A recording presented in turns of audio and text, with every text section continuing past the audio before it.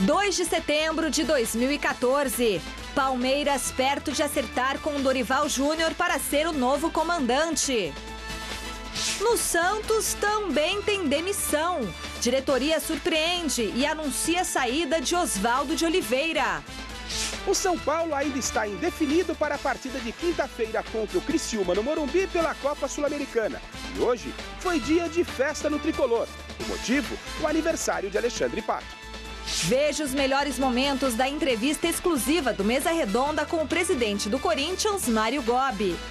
Brasil convoca jogadores para enfrentar time B da Espanha pela Copa Davis aqui em São Paulo. E ainda, as últimas contratações do final da janela de transferência da Europa. E a Portuguesa entra em campo para passar o resto da semana fora da zona de rebaixamento da Série B. Fique com a gente! O Gazeta Esportiva está bom demais e volta já!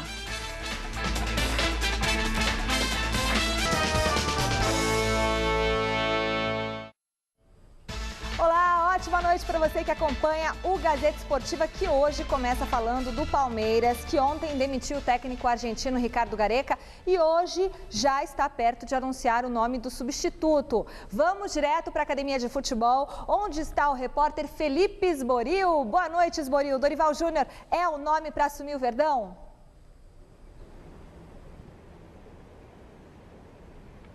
Boa noite, Michele. Boa noite para você em casa acompanhando o Gazeta Esportiva. A gente fala ao vivo aqui da Academia de Futebol, onde o Palmeiras realizou mais um treino antes da partida decisiva da Copa do Brasil. O interino Alberto Valentim, que já dirigiu o Palmeiras antes da chegada de Gareca, agora, nesse momento, já conversa com os jogadores aqui nos vestiários da Academia de Futebol. O treino acabou há pouco e ele não esboçou nenhum time para encarar o Atlético Mineiro. Por enquanto, o técnico do Palmeiras continua indefinido. A diretoria ainda não anunciou, mas o que a gente apurou esta tarde aqui na Academia de Futebol é o seguinte, Michele, você em casa acompanhando o Gazeta Esportiva. Dorival Júnior teve uma reunião no almoço com o presidente Paulo Nobre e com integrantes da diretoria do Palmeiras. Nessa reunião ficou decidido que ele é o preferido, a diretoria quer ele no comando do Palmeiras para essa sequência do campeonato. Eles não acertaram ainda porque ainda falta a definição do tempo de contrato. O salário parece que já está tudo certo, seriam R$200 mil mais produtividade para ele. Agora, o tempo de contrato, o Palmeiras quer até o final do ano, ele quer até o meio do ano que vem. Isso ainda é um entrave para a negociação. E agora à tarde, notícia de última hora, a gente ficou sabendo que ainda hoje, no período da noite ou até amanhã de manhã, o novo treinador deve assumir. Se o Dorival Júnior não aceitar a proposta da diretoria do Palmeiras, o Palmeiras segue atrás de outro nome. E aí a gente não tem ainda o que a diretoria vai fazer para procurar outro treinador. Mas o favorito continua sendo o Dorival Júnior, ainda sem ser oficial. O Palmeiras conseguiu essa reunião com ele e ainda acerta os detalhes. Por enquanto, o Palmeiras segue treinando, como eu disse, oitavas de final, perdeu o primeiro jogo da Copa do Brasil para o Atlético Mineiro em casa. Na quinta-feira tem esse jogo e por aqui na Academia de Futebol ninguém falou, silêncio. A diretoria e a assessoria de imprensa do Palmeiras não quiseram colocar algum jogador à disposição para justamente falar sobre a saída de Gareca, que deixou uma herança de argentinos por aqui. Ele contratou 4 argentinos, o Cristaldo, o Mouche, a Lione e o Tóbio. Todos eles, menos o Cristaldo, têm 5 anos de contrato.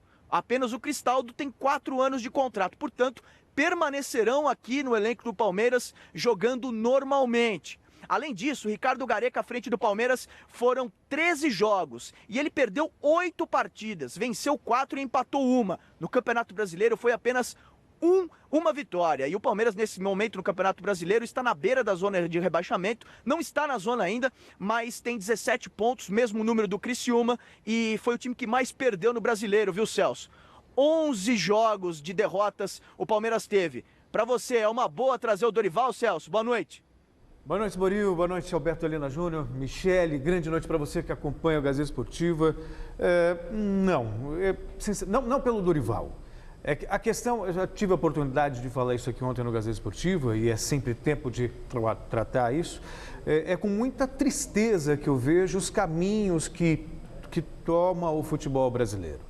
Havia uma expectativa que depois daquele 7-1 na Copa do Mundo, houvesse um choque de realidade que as coisas mudassem. E não mudou. Eu fiquei surpreso com a demissão do Gareca, nem tanto pela eventual mudança no futebol brasileiro, mas porque essa nova gestão sinalizava como algo diferente. Trouxe um técnico estrangeiro, buscou reforços na Argentina, na América do Sul. Aí você subentende que teremos um trabalho de médio e longo prazo. E aí o que acontece? Esse trabalho é abortado com 13 jogos. E aí eu pergunto, vem o Dorival Júnior. O que vai fazer o Dorival Júnior de diferente do Gareca? Aliás, qual foi o último grande trabalho do Dorival Júnior? Praticamente ninguém consegue fazer um bom trabalho no Brasil se não houver tempo. Há uma ou outra exceção, talvez até o próprio Marcelo no Cruzeiro, mas é exceção. Os bons trabalhos que nós vimos aqui foram trabalhos de longo prazo. Tite no Corinthians, o próprio Wagner Mancini no Paulista de Jundiaí, Jair Pisserni no São Caetano, ou seja, conseguiram compensar a limitação técnica com entrosamento, com conjunto. E isso só é possível com tempo.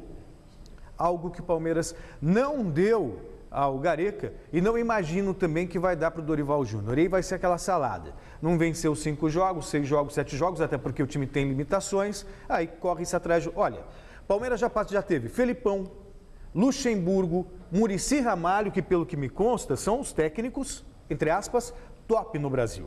É verdade. E não deu certo, quer dizer, será que o problema realmente é treinador, Alberto Helena? Mais uma vez, boa tarde. Boa tarde. Ele não é apenas treinador. O treinador também. Então, os treinadores realmente eles não se aperfeiçoam, eles não estudam, eles são chamados de professores, mas eles não estudam.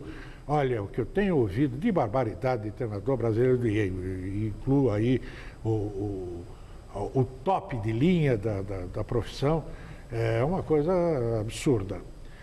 E o que acontece é o seguinte, eles não são preparados e os cartolas muito pior ainda. Então não há planejamento, não há um trabalho de profundidade feito nos clubes, o calendário é um absurdo, não permite que os treinadores treinem, quer dizer, é a mesma coisa que o cara ser lixeiro e não ter lixeira para botar o lixo, quer dizer, sabe, é um negócio tão absurdo que não tem sentido. O treinador não treina, portanto, o que é que você vai cobrar dele? Resultado. Resultado é acaso nessas condições. É o acaso que vai determinar se o cara fica ou se sai de um time. Não há menor planejamento, a menor previsão, né, de como se organizar um time de futebol, ter as alternativas, num caso, se tu morre durante a temporada ou tem que substituir por qualquer razão, não já tem ter substituto natural, já as alternativas, né? Claro. O plano B, o plano C, o plano D. Quer dizer, não tem nada, é tudo vai dar valsa. E sobra covardia, né? Porque aí as coisas não vão bem, tem que dar satisfação para o conselho, para o corneteiro, para o torcedor mais exaltado, e aí simplesmente transfere-se a responsabilidade como se o treinador fosse o mordomo dos filmes de suspense. É sempre o culpado. Aliás, o Santos também deu mais um bom exemplo de como não se faz. É assunto para daqui a pouquinho no Gazeta Esportiva. Bom, você que está em casa, vote na enquete que está no ar no site gazetesportiva.net. Nós queremos saber, Dorival Júnior é o técnico ideal para comandar o Palmeiras? Sim ou não? Acesse o site e vote. Resultado no final do programa de hoje. Os meninos já falaram, né? Dorival Júnior que estava sem trabalhar desde o final de 2013 e viveu aquela época, em 2010, muito boa no Santos, com o Robinho e o Neymar. E essa época é vista com bons olhos pelo presidente Paulo Nobre do Palmeiras. Muito bem. O Brasileirão fez mais uma vítima nesta terça-feira. A diretoria do Santos confirmou a demissão do técnico OO. E isso mesmo, insatisfeita com as 2 últimas derrotas no Brasileirão e também com a campanha da equipe, que se encontra na 11ª colocação com 23 pontos em 18 jogos, a diretoria alvinegra resolveu dispensar o treinador Oswaldo de Oliveira, que tinha um contrato acertado até o final do ano. O Oswaldo deixa o comando do Santos com 44 jogos disputados em 2014. Foram 25 vitórias, 9 empates e 10 derrotas. Em maio, ele levou a equipe à final do Campeonato Paulista, mas perdeu a decisão para o Ituano. Na Copa do Brasil, os santistas estão nas oitavas de final e ganharam a partida de ida por 2-0 do Grêmio. Anderson Moreira, que teve passagens pelo Fluminense, pelo Goiás e mais recentemente pelo Grêmio, é o nome mais cotado para assumir o comando da equipe e deve ser anunciado oficialmente até amanhã. Pois bem, Celso Cardoso e Alberto Helena Júnior, vocês acham que o Santos acertou na demissão do Oswaldo de Oliveira? Foi todo mundo pegou de surpresa claro com isso? No caso do Anderson, há informação que já existe o acerto verbal, só falta a assinatura de contrato, portanto, deve mesmo ser o substituto do Oswaldo. A questão é a seguinte, eu me lembro de ter falado, eu ia falar na bancada do Gazeta Esportiva, a gente está com um cenário novo, era lá a bancada. Bancadas. Agora temos bancadas. Bancadas. Pois é. E eu dizia que o Santos, a tendência era ter uma campanha irregular. Pelo time que tem, pelos jogadores que saíram, pelo elenco que tinha nas mãos o Oswaldo. Estar em 11º lugar não é nenhuma novidade. Quer dizer, não que nós somos gênios e donos da verdade, mas é uma coisa previsível. Quer dizer, e aí você vê o Oswaldo responsabilizado por uma campanha mediana, que era o que se imaginava, que se esperava. Grêmio, Fica né? a sensação de que o Santos é o Barcelona. O que o Oswaldo tinha o Real Madrid nas mãos, todas aquelas peças, e ele não conseguiu fazer jogar. Quer dizer, como se treinador de futebol fosse mágico. E aí, mais uma vez, Alberto, não sei se você concorda comigo, é transferido ao treinador uma responsabilidade que não é só dele, é também da diretoria. E o Santos, convenhamos, está longe de ser um super time. Ao contrário do que, por exemplo, servia como justificativa para a queda do Gareca, né, de que a campanha Era ruim. Era muito ruim, 8 derrotas em 13 jogos e tal. No caso do Santos, não é verdade. A campanha, o resultado, é um resultado dentro dos padrões, acima até do que da expectativa que o time oferecia. Que não vamos esquecer que ele pegou a garotada toda lá, foi mais de 13 jogadores da categoria de baixo, né, da categoria de base. Perdeu jogadores que ele botou, importantes. perdeu simplesmente o jogador mais importante do time na época, que era o Cícero. É claro.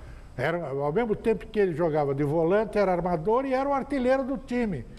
E os deixaram sair por bobagem. Né? Então, não tem o menor sentido. E sendo que o Santos tem esse negócio do DNA, do fazer os meninos da vila e tal e coisa. E se tem um cara que tem esse perfil, é exatamente o Oswaldo Oliveira, que acabou de fazer isso lá no Botafogo, está fazendo no Santos. Não tem sentido. Sabe o que é? O cara, o conselheiro, o diretorzinho lá, quer botar um técnico que ele acha que vai escalar o time, que ele vai soprar no ouvido. A coisa é tão pequena que se reduz a isso mesmo, viu? E existe uma paralisia, só para encerrar assim, parece que não tem inteligência. Futebol brasileiro, a gente acompanha o futebol brasileiro há muitos anos e é sempre a mesma coisa. A gente vê que mudar técnico não resolve. Já são 18 técnicos demitidos em 18 rodadas. Um técnico por rodada. Tem apenas 4 treinadores que permanecem desde o início dos seus clubes, desde o início do Brasileirão. E são justamente os 4 primeiros colocados. Reality show dos técnicos. Bom, no último domingo, Mesa Redonda exibiu uma entrevista exclusiva com o presidente do Corinthians, Mário Gobi. Se você perdeu, não tem problema. O Gazeta Esportiva preparou uma versão especial com as melhores frases do mandatário do Timão. Vai, Corinthians, vai, não para de lutar. Quando nós terminamos o ano passado, nós fechamos que deveríamos trocar o comando técnico do time. Trocamos o comando técnico e trouxemos o Mano de volta por todo o trabalho que o Mano fez aqui nos 3 anos que ele passou. Na pré-temporada, que foi muito forte, o Corinthians treinou intensamente. Quando foi jogar, nós percebemos que o problema não era só de comando técnico. O que temíamos se comprovou. Era necessário fazer uma reformulação no plantel todo do Corinthians. E fazer isto no meio de um campeonato é dificílimo. Corinthians, vai, não para de lutar. Jogamos forte no Pato, porque o Pato não tinha ainda 23 anos, ele tinha um potencial fortíssimo para ser um objeto de marketing que ia trazer receitas, que ia jogar muito, que ia ser o grande ídolo da torcida. Novo Ronaldo. Mas que não conseguiu, não deu certo, e tem coisas que não se explica. Vai, Corinthians, vai, não para de lutar. O Nilmar, eu fiz uma sondagem sobre o que o Nilmar pretende da carreira dele. E o futebol hoje passa por um momento que não dá mais para pagar salário de R$600 mil mês e luvas de 2 milhões por um contrato de 3 anos para um jogador que tem 30 anos. Vai, Corinthians, vai, não para de lutar. Nós temos que mudar isso tudo e isso tem que ser uma conscientização, uma mudança de hábito, uma gestão nova, com limites claros de despesa. Está mais ou menos dentro do que o Proforte propõe. Quer dizer, aquele que gastar além da sua receita responde como pessoa física e o clube responde tecnicamente por isso. Porque nós, no fundo, temos que salvar o futebol brasileiro que está à beira da falência. Vai, Corinthians, vai, não para de lutar. Quem vê a receita do Corinthians em jogos, se esse dinheiro entrasse no Corinthians, nós estaríamos muito bem. Só que toda a renda que sai daqui vai para o fundo, para pagar o estádio. Tem uma planilha de previsão de pagamentos. Então, 1.700.000 por jogo. Sim, mas não vai para o Corinthians. Então, o Corinthians perdeu essa receita. Nada, Mário Zé? Nada. Fica aqui no fundo e vai abatendo a dívida para em 10 anos pagar o estádio. Além do name and rights que nós estamos atrás, de patrocínios de camisa e outras coisas, tá certo? Quer dizer, essa renda não te ajuda a pagar salário do jogador? Um centavo. E eu estou sem dinheiro e preocupado porque preciso pagar a folha de pagamento dos próximos meses. Vai, Corinthians, vai, não para de lutar. Quando você não tem verba para pagar parte do jogador, você fica com 20% da venda. E o Corinthians tinha que exercer o direito dos 20%, comprando os 20%. Só que o prazo passou e nós não tínhamos 2 milhões para comprar os 20% do Kleber. Esse tipo de contrato, de não colocar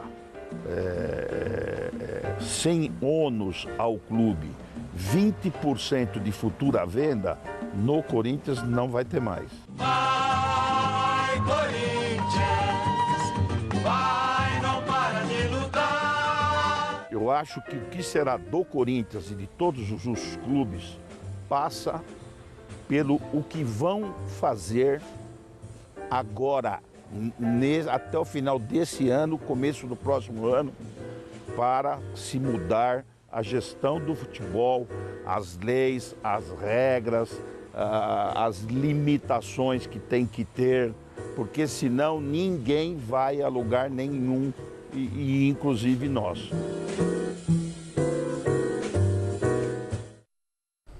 O Mário Gobi falou, o Chico falou, ao Flávio, tem razão em muita coisa que ele fala, só que tem que ter essa mobilização entre os dirigentes.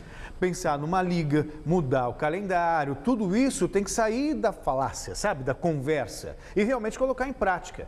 Em relação ao estádio do Corinthians, olha, o estádio do Corinthians não era o grande sonho do corintiano. Quer dizer, se você não tem dinheiro para pagar uma casa à vista, Alberto, você vai fazer um financiamento. Vai pagar em 30, em 20, em 10 anos, vai se apertar. É o caso do Corinthians e o fundo é uma garantia. A gente vê aí os clubes pedindo para refinanciar a dívida, porque a fama é de mal pagador. Ou seja, quem investiu no estádio quer ver esse dinheiro de volta. Nada mais justo do que usar a receita fruto desse estádio para fazer o pagamento. Aí, em 6 anos, 10 anos, quem sabe o Corinthians quita essa dívida, aí vai ter essa receita para ele, um belo estádio. É o que eu havia dito agora há pouco, né? Não há planejamento. Quando acontece, no caso do Corinthians, que é esse aí, o pessoal fica reclamando, mas eu não tenho receita. Você não tem receita agora, não é porque foi feito o estádio e está saindo dinheiro. Foi porque você antes, lá atrás, não pensou direito no que estava fazendo. Para que mandar embora o Tite e pagar a indenização para ele e manter e trazer o Mano, se é a mesma coisa? É a mesma coisa. Pega os resultados do Corinthians com o Tite, com exceção, eu falo da última fase aí, dos 6 meses, com exceção daquele negócio que conquistou o título mundial, que é muito demais. Mas não estou fazendo esse tipo de comparação, e com o que o Mano está obtendo os resultados. A mesma coisa, o time é firme na defesa, pouco criativo no meio de campo e econômico no ataque. É só isso, joga do mesmo jeitinho, tem o mesmo tipo de resultado. É claro. E alguns torcedores do Corinthians estão questionando o alto preço dos ingressos na nova arena. Teve protesto, inclusive, lá no Parque São Jorge. Fazendo até faixas contra o Andrés, aqui não tem burguês, reclamando do preço dos ingressos. A questão é que tudo é uma questão de bom senso, Alberto. Tem que ser uma coisa muito democrática. Você tem que ter os ingressos mais populares, mas você também precisa ter os ingressos mais caros. Afinal de contas, o conforto também é maior. Exatamente, tem um banheiro maravilhoso. O estádio não se sustenta. Não adianta falar assim, eu quero sentar no concreto, chão tá no concreto duro e está tudo certo. Não, que isso. O negócio é o seguinte, é o mercado. Tá certo? Como é que está a lotação do Itaquerão durante esse período? 35 mil. O mercado é que responde. Tem dinheiro, vai. Não tem dinheiro, fica vazio. Se o ingresso for muito alto, não vai ninguém. Mas por enquanto está aí. É o mercado que responde. Exatamente. Vamos parar com esse negócio de fazer o coitadinho. Eu não tenho, é burguês, não tem nada disso. Verdade. Bom, futebol internacional, a novela envolvendo o colombiano Falcão Garcia chegou ao fim. Depois de muito mistério, o destino do ex-jogador do Mônaco foi revelado. Acompanhe as últimas movimentações do mercado europeu. Esta segunda-feira foi o último dia da janela de transferências na Europa e o Manchester United foi o centro das atenções por lá.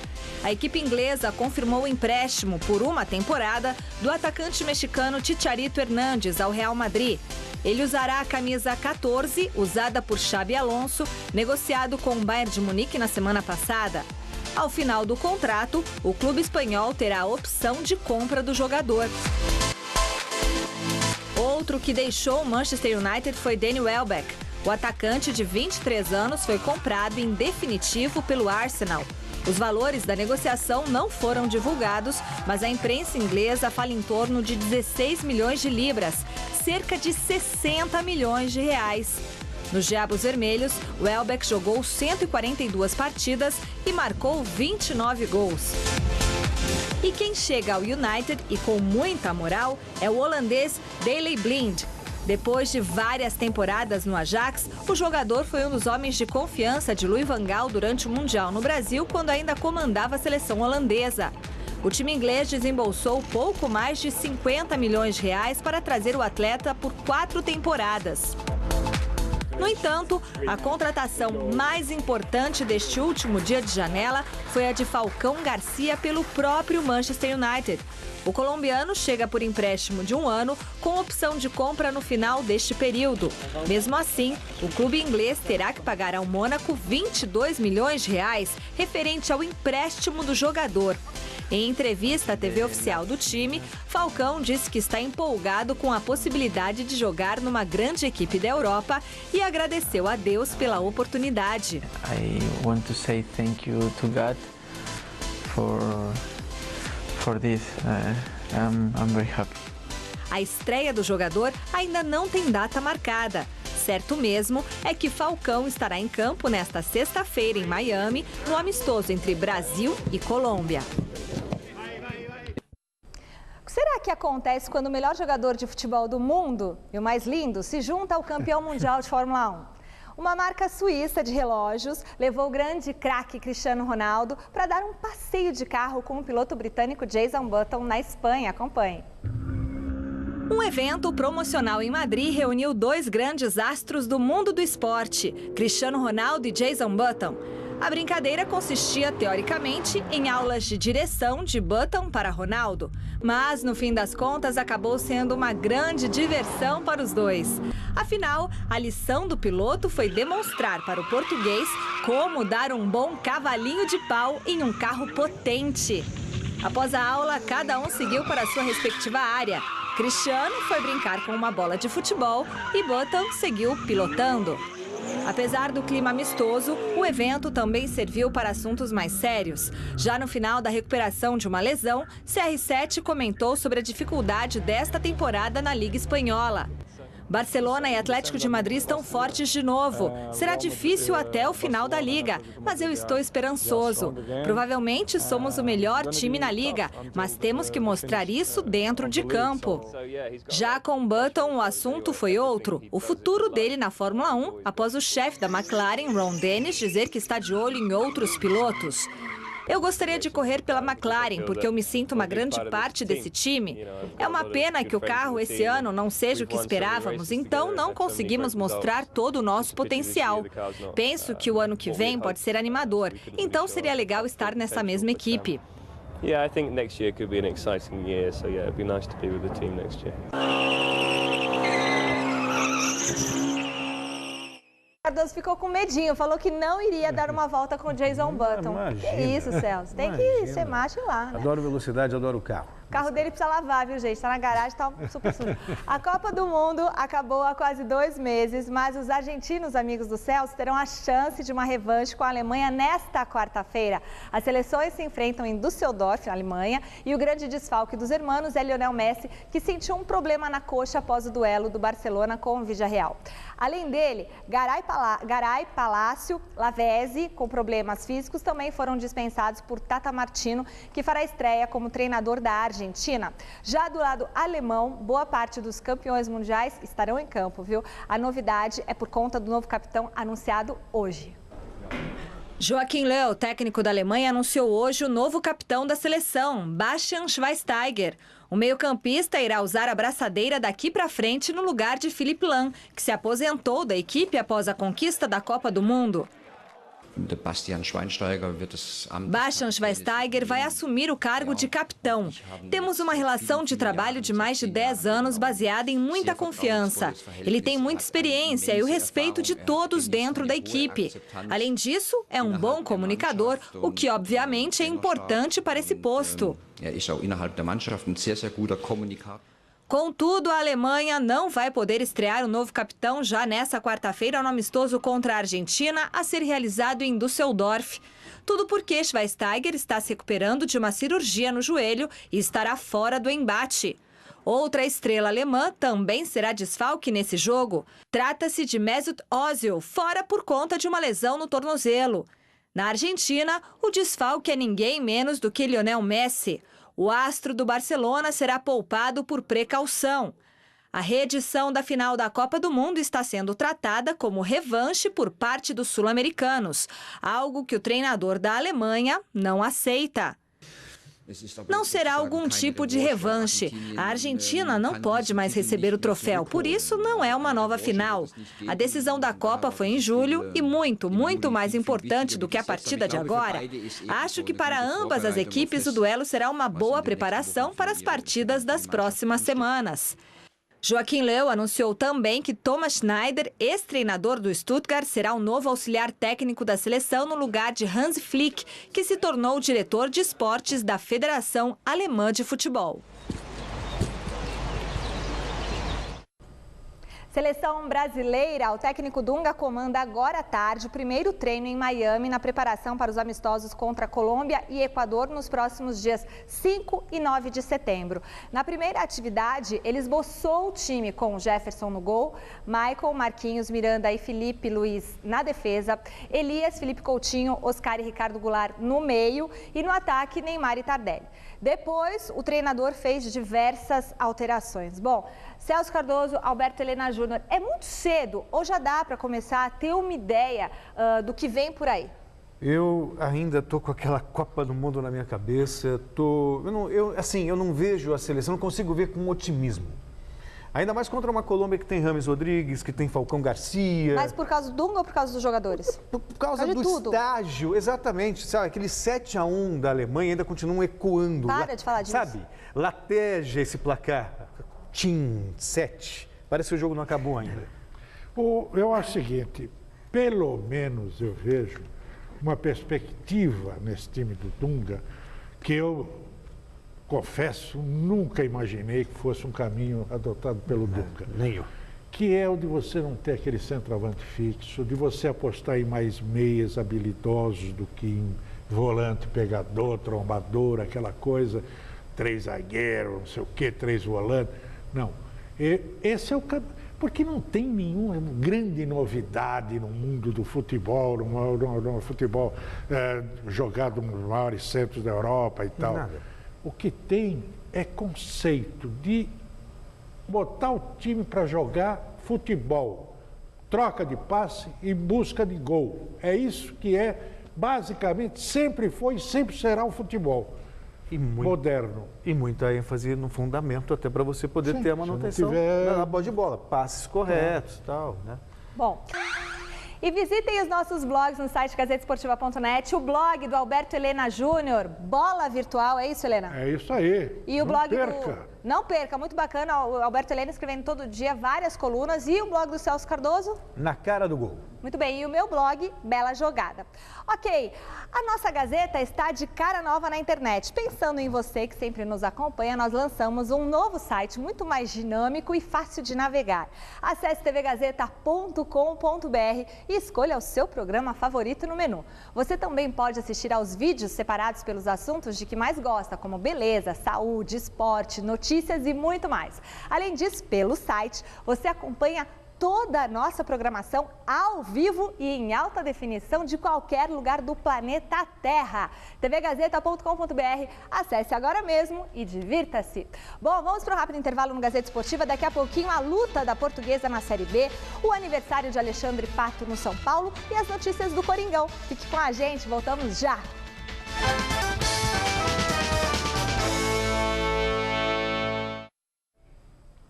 3 jogos abrem nesta noite a 20ª rodada do Campeonato Brasileiro da Série B. Vejam só, no estádio Durival de Brito, em Curitiba, o Paraná recebe às 7h30 o Sampaio Corrêa do Maranhão.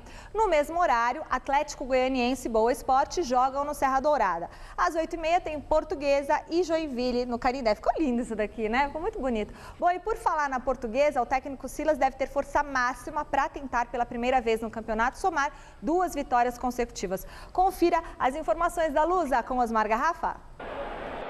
A vitória na última rodada do primeiro turno, jogando fora de casa contra o Vila Nova, serviu para tirar a Lusa da lanterna da Série B do Campeonato Brasileiro e também para dar uma elevada no moral do grupo lusitano. Eu acredito que o mais importante é a gente começar esse retorno terminando com uma vitória, né, fora de casa, para dar confiança para o grupo e agora esse retorno aí com tudo para sair dessa situação. Ter vencido uma das equipes que também anda ameaçada pelo rebaixamento é um sinal de que a Portuguesa tem possibilidades de definitivamente se afastar da zona de degola. A confiança nesse objetivo é grande por aqui. Acho que a confiança que a gente tem no nosso grupo, no professor Silas, acho que desde quando ele chegou, ele passou muita confiança para o grupo. Acho que o grupo acredita e confia na palavra dele. Tenho certeza que vamos batalhar até o final para que isso não possa acontecer. A vitória contra o Vila foi a primeira de Silas no comando técnico da Lusa. Em 5 jogos, foram 2 derrotas, 2 empates e um único resultado positivo. Apesar dos números não serem favoráveis ao técnico, o grupo confia e muito no treinador. É um treinador muito experiente, que viveu da bola e sabe o que passa na nossa cabeça nesse momento difícil. E acredito que ele consiga nos tirar dessa. Para a partida dessa noite contra o Joinville no estádio do Canindé, Silas poderá repetir a mesma formação da última rodada. E o grupo comemora essa possibilidade do técnico poder contar com força máxima. Para a gente é muito importante. Eu acho que numa competição competitiva igual a Série B, a gente sabe que tem que ter um grupo e um elenco muito forte. Então a gente sabe que quem entrar no lugar do outro atleta sabe que vai dar o máximo para que a gente possa fazer boas partidas.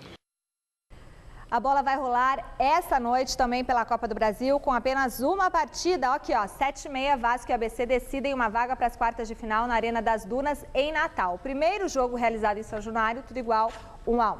Pois bem, enquanto a diretoria do Vasco segue à procura do novo técnico para substituir Adilson Batista, que pediu demissão após a goleada para o Avaí por 5-0 no último final de semana, o auxiliar Jorge Luiz tem a missão de comandar a equipe daqui a pouquinho em Natal. O volante Guiaçu falou da expectativa do jogo, que vai decidir uma vaga para as quartas de final. No último sábado, o Vasco da Gama foi goleado de forma implacável pelo Avaí em pleno São Januário, 5-0. O resultado teve 2 consequências imediatas. A equipe cruzmaltina deixou o G4 e o técnico Adilson Batista abandonou o cargo. Ainda sem uma definição sobre o substituto no comando da equipe, os jogadores lamentaram a saída. A gente fica triste, né? Porque foram, se eu não estou errado, 8 ou quase 9 meses aí juntos. Então a gente começa como a se acostumar a um trabalho, a tudo. Mas isso para que fique bem claro, né, que futebol é resultado. Quando tu ganha o melhor do mundo, quando tu perde, não presta. E sempre vai ser assim, e é uma cobrança legal. A gente sabe, é parte do jogo.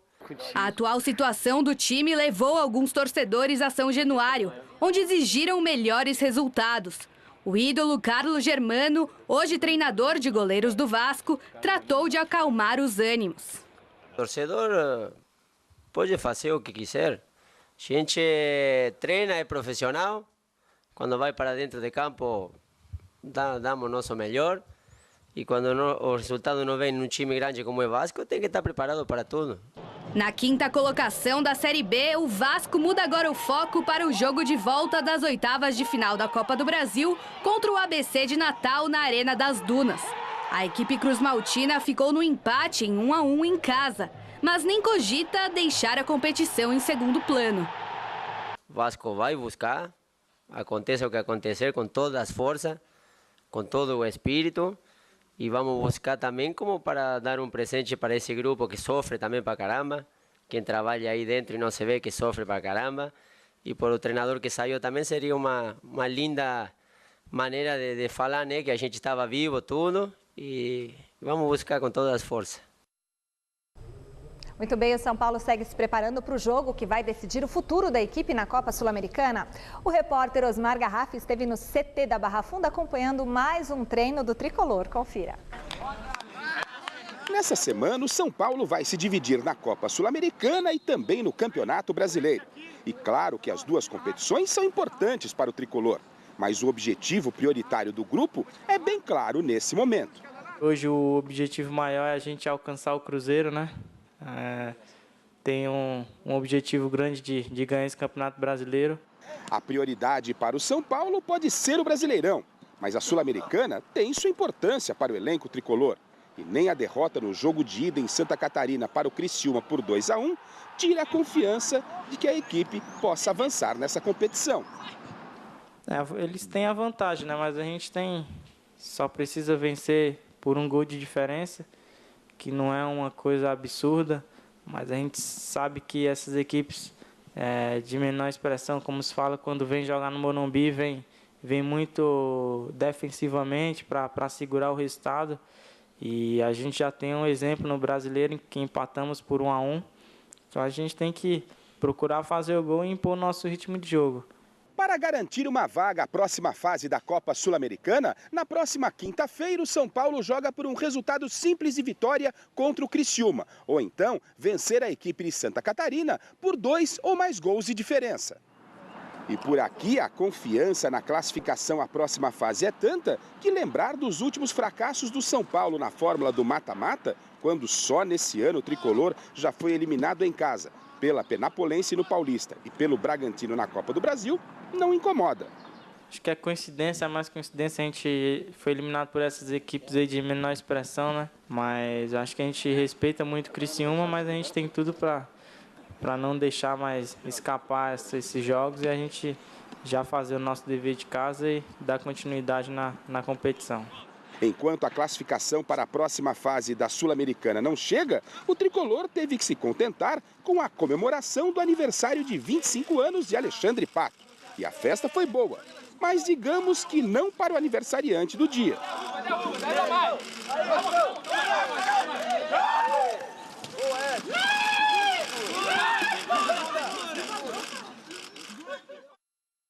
Muito legal. O mais legal desse novo cenário virtual é que dá para fazer isso no aniversário do Celso Cardoso. Então, em breve, eu vou também programar amor. isso. Ela não esquece. Eu posso chegar correndo aí e te dar uma ovada. Claro.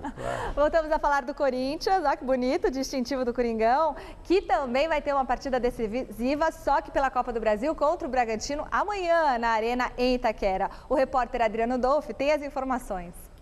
Boa noite, Michele. Clima de mistério no Corinthians, aliás, como habitualmente vem ocorrendo nas vésperas dos jogos, o técnico Mano Menezes fecha parte do treinamento, só que agora ele possui 5 desfalques para o jogo de volta contra o Bragantino. Elias e Gil estão servindo a seleção brasileira, o Lodeiro, a seleção uruguaia e ainda o Guerreiro, que está na seleção peruana, além do lateral Ferrugem, que foi expulso no último jogo. Paralelamente a isso, a grande questão, o grande assunto aqui na tarde de hoje no CT Joaquim Grava é o imbróglio jurídico em que o clube pode estar se envolvendo a partir das próximas semanas.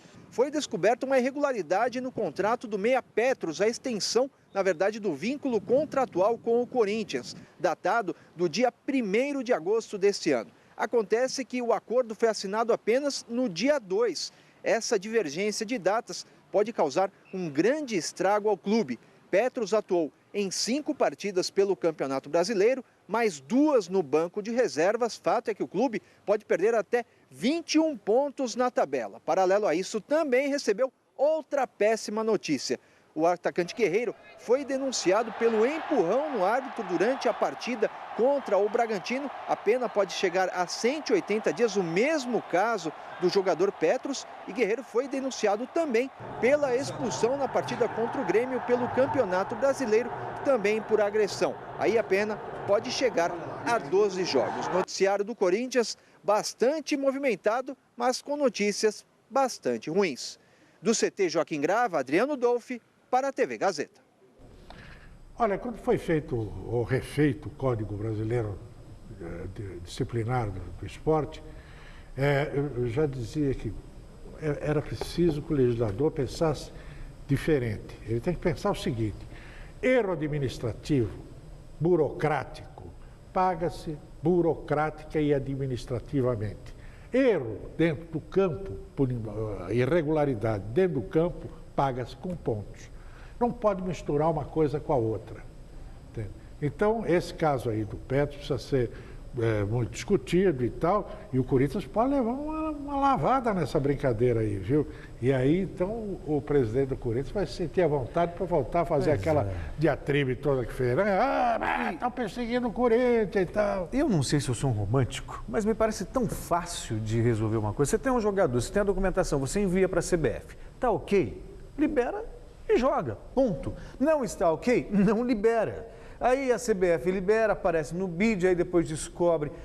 Sabe, parece que é para facilitar realmente quando houver interesse colocar o STJD em cena e modificar aquilo que foi conquistado dentro de campo. Lamentável. Muito bem, resultado final da enquete do site gazetesportiva.net. Dorival Júnior é o técnico ideal para comandar o Palmeiras? Deu que não, 52% dos votos. Bom, Gazeta Esportiva de hoje fica por aqui. Eu me despeço do Celso Cardoso, do Alberto Helena Júnior. A gente se encontra amanhã, às 6 da tarde, aqui no Gazeta Esportiva. E eu ainda vejo você no Jornal da Gazeta. Até já. Boa noite. Boa noite.